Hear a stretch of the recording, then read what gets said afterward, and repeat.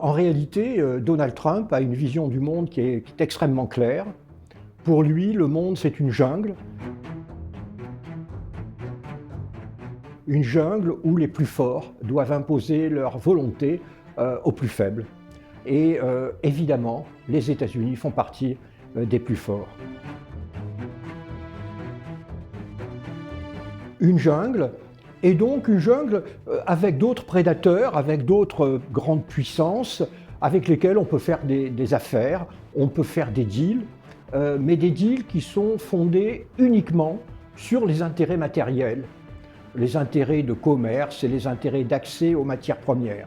Pour Donald Trump, les valeurs, les régimes politiques n'ont aucune importance et les États-Unis n'ont pas à s'en préoccuper. D'ailleurs, de manière personnelle, Trump s'entend très bien avec les dictateurs parce qu'il pense que c'est avec eux que l'on peut avoir les meilleurs accords. Cette puissance américaine, il la dirige dans deux directions. La première, c'est le protectionnisme.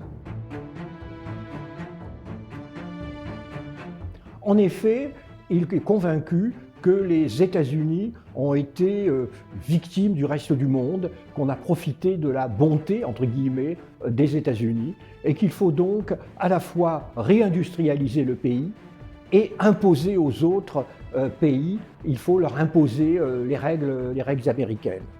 On l'entend, n'est-ce pas, quand on lit tout ce qu'a écrit Donald Trump depuis 30 ans, ce protectionnisme est toujours là, et d'ailleurs, dès qu'il a été élu, il l'a mis en œuvre.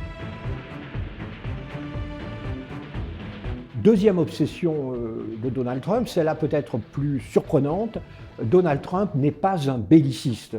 Donald Trump s'est opposé aux opérations militaires américaines qui ont été multiples, et il veut donc dégager les États-Unis de tous les conflits où ils sont directement ou indirectement engagés. Les États-Unis de Donald Trump, donc, c'est un pays isolé sur son continent, muni d'un très gros bâton, c'est-à-dire muni de forces militaires très importantes, mais d'une certaine manière pour ne pas les utiliser. Le gendarme américain est en train de rentrer à la maison et il nous laisse seuls dans la jungle.